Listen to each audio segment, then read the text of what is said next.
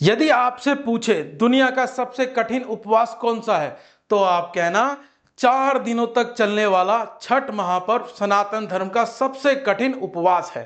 प्रधानमंत्री नरेंद्र मोदी छठ महापर्व को यूनेस्को की सांस्कृतिक विरासत सूची में शामिल कराना चाहते हैं। मन की बात के 126वें एपिसोड में उन्होंने कहा कि यह पर्व भारत की संस्कृति का एक महत्वपूर्ण हिस्सा है और इसका उद्देश्य इसके सांस्कृतिक और आध्यात्मिक महत्व को पहचान दिलाना है। नरेंद्र मोदी ने जब दिल्ली चुनाव जीतने के उपरांत यमुना मई की जयकारा का नारा लगाया तो यह केवल एक नारा नहीं था, एक प्रतिज्ञा थी। दिल्ली में बीजेपी गवर्नमेंट बनने के बाद छठ महापर्व पर बीजेपी की पहली अग्नि परीक्षा होगी। यमुना के घाटों की तस्वीर बदली जा रही है। यहां पर दिन रात काम चल रहा है। वीड हार्वेस्टिंग मशीनें यमुना में सफाई का कार्य कर रही हैं। दुनिया पूजे उगता सूरज, हम पूजे ढलता सूरज। यही हमारी बिहारी पहचान। सूर्य की पूजा है छठ पूजा। यह आस्था विश्वास का है नाम दूजा। यह है प्रकृति की पूजा, नदी चंद्रमा और सूर्य की पूजा। यह है स्वच्छता का महान उत्सव, सामाजिक परिदृश्य का महापर्व, साफ सुथरा घर आंगन। यह पर्व है बड़ा ही पावन। लोक व आस्था का महापर्व छठ पूजा का त्योहार हिंदू धर्म के लोगों के द्वारा मनाए जाने वाला बड़ा महापर्व है। छठ पूजा का वैज्ञानिक और औषधीय महत्व भी है। स्वस्थ रहने के लिए जितनी शुद्ध हवा की आवश्यकता होती है उतना ही प्रकाश की भी आवश्यकता होती है। इसीलिए कहा जाता है कि प्रकाश में मानव शरीर के कमजोर अंगों को फिर से बलशाली और एक्टिव बनाने की अद्भुत क्षमता होती है। इन्हीं बातों को ध्यान में रखकर हमारे पूर्वजों ने सूर्य को अर्घ देने का विधान बनाकर इसे धार्मिक रूप दे दिया। वैज्ञानिक प्रयोगों से यह सिद्ध हो चुका है कि जो टीबी के कीटाणु उबलते पानी में नहीं जल्दी मरते हैं, वे सूर्य के तेज प्रकाश से शीघ्र नष्ट हो जाते हैं। इसलिए जब हम सूर्य के सामने खड़े होकर जल से अर्घ देते हैं तो सूर्य की किरणें हमारे शरीर पर पड़ती हैं, जिससे रोग उत्पादक सूक्ष्म से सूक्ष्म जीवाणु भी नष्ट हो जाते हैं। इस प्रकार सूर्य की किरणें रोगाणुओं से हमारी रक्षा करती हैं। छठ के ज्यादातर प्रसाद में होता है कैल्शियम। छठ में बनाए जाने वाले अधिकतर प्रसाद में कैल्शियम की भरपूर मात्रा मौजूद होती है। उपवास की स्थिति में मानव शरीर नेचुरल कैल्शियम का ज्यादा उपभोग करता है। प्रकृति में सबसे ज्यादा विटामिन डी सूर्योदय और सूर्य अस्त के समय होता है। अर्घ का समय भी यही है। छठ का उल्लेख सनातन धर्म के वेद पुराण उपनिषद और शास्त्रों में मिलता है। छठ की चर्चा ऋग्वेद में भी की गई है। छठ पूजा पौराणिक ग्रंथ के अनुसार मार्कंडेय पुराण में छठी मैया और छठ पर्व का उल्लेख मिलता है। पुराण के अनुसार छठी मैया प्रकृति की माता है और भगवान सूर्य की बहन है।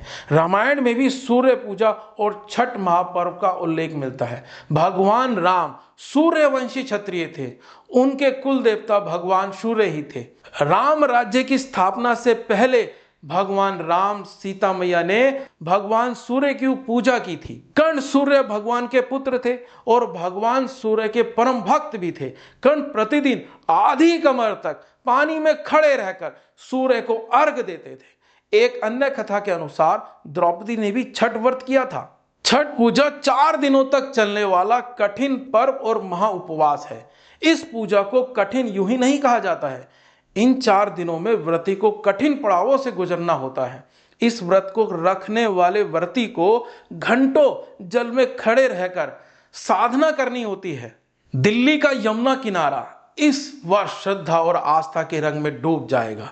सूर्य की पुत्री यमुना को सनातन धर्म में पवित्र नदी माना गया है। यमुना का किनारा भगवान श्री कृष्ण की क्रीड़ा स्थल रहा है। गंगा का जल थोड़ा उज्जवल है, लेकिन जमुना का जल थोड़ा काला है। दिल्ली में बीजेपी सरकार बने अभी केवल 8 महीने ही हुए हैं। 5 साल के बाद दिल्ली में यमुना के दोनों किनारों पर छठ महापर्व मनाया जाएगा। इस बार यमुना में ना झाग होगा ना गंदगी। श्रद्धालुओं के लिए सुरक्षा का पूरा बंदोबस्त किया जाएगा। बीजेपी की अग्नि परीक्षा होगी। 2025 के छठ महापर्व पर 100 से ज्यादा घाट यमुना जी पर बनाए जा रहे हैं। 1500 से स्थायी घाट बनाए जा रहे हैं। बीजेपी सरकार ने वादा किया 2027 तक जमुना मैया को आचमन करने लायक बना दिया जाएगा, यानी कि पीने लायक। सीएम रेखा गुप्ता ने यमुना की सफाई व दिल्ली की सीवेज को सुधारने के लिए 1,500 करोड़ रुपए की योजना की घोषणा की है। 2025-26 के बजट में यमुना की सफाई के लिए 500 करोड़ रुपए बजट में रखे गए हैं। इसके अतिरिक्त पुरानी सीवेज लाइनों को बदलने के लिए 250 करोड़ रुपए और एसटीपी की मरम्मत और मशीनों की कार्य क्षमता को बढ़ाने के लिए 500 करोड़ रुपए का बजट रखा है। दिल्ली की जितनी भी पहले की सरकारें, सभी सरकारों में, चाहे वह आम आदमी पार्टी की हो, कांग्रेस की हो, बीजेपी का भी कुछ समय दिल्ली पर शासन रहा है, सभी ने मां यमुना की अनदेखी की है। हजारों करोड़ों रुपए खर्च होने के बाद भी यमुना मैया मैली की मैली है। 1993 से लेकर यमुना एक्शन प्लान पर 25 वर्षों में 1514 करोड़ रुपया खर्च कर दिया गया। यूपीए गवर्नमेंट ने 2005 में सुप्रीम कोर्ट को बताया था कि यमुना को लंदन की टेम्स नदी बना दिया जाएगा। भगवान श्री कृष्ण को यमुना से जितना लगाव था, उनके भक्तों को यमुना से उतने ही कटे नजर आते हैं। दिल्ली को दिल्ली बनाने वाली यमुना, लेकिन शायद हमने यमुना के दर्द को नहीं सुना, नहीं तो आज हजारों करोड़ रुपया खर्च करने के बाद भी नतीजा सुनने नहीं होता। दिल्ली की हवा में सांस नहीं ले सकते, यमुना का पानी छू नहीं सकते। यमुना का केवल 2% हिस्सा दिल्ली से होकर गुजरता है, लेकिन यमुना को गंदा करने की हिस्सेदारी 80% दिल्ली वासियों की है।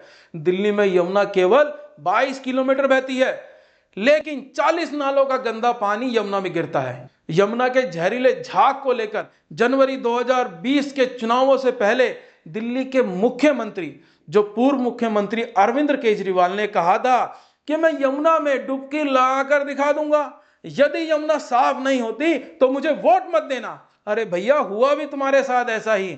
आपको किसी ने वोट ही नहीं दिया, आप अपनी सीट तो गवा बैठे और सरकार भी गवा बैठे। दिल्ली की जनता ने उन्हें बाहर का रास्ता दिखा दिया। अभी तक पंजाब में ही डेरा डाले पड़े हैं, पंजाब से दिल्ली आते ही नहीं।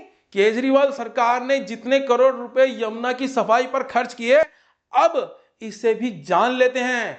दिल्ली प्रदूषण नियंत्रण समिति की रिपोर्ट के अनुसार केजरीवाल सरकार ने 2017 से लेकर 2021 तक लगभग 7,000 करोड़ रुपया यमुना की सफाई पर खर्च किया।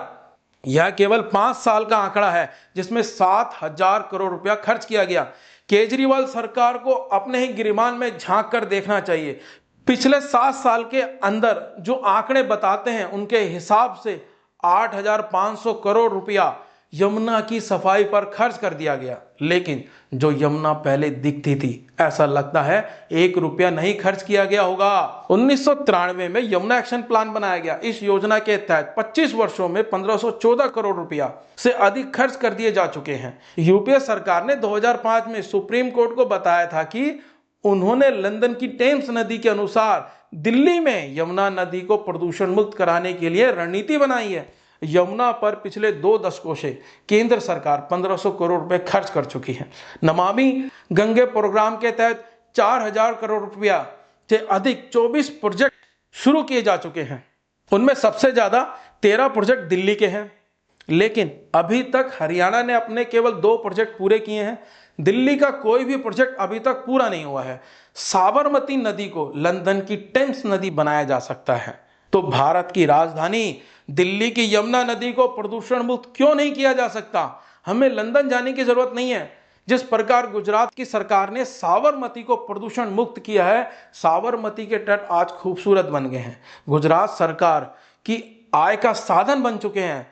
इस मॉडल को भारत की राजधानी दिल्ली में यमुना के प्रदूषण को दूर करने के लिए अपनाया जा सकता है। सीएम रेखा गुप्ता यदि 5 सालों में मां यमुना को निर्मल और स्वच्छ बनाने का जो प्रण लिया है, उसे पूरा नहीं करती, तो केजरीवाल की तरह दिल्ली की जनता उन्हें बाहर का रास्ता दिखाएगी। इस साल के बिहार के इलेक्शन की वजह से दिल्ली का छठ महापर्व भी स्पेशल रहेगा। देखते हैं अग्नि परीक्षा में कौन पास होता है। जय हिंद, जय भारत।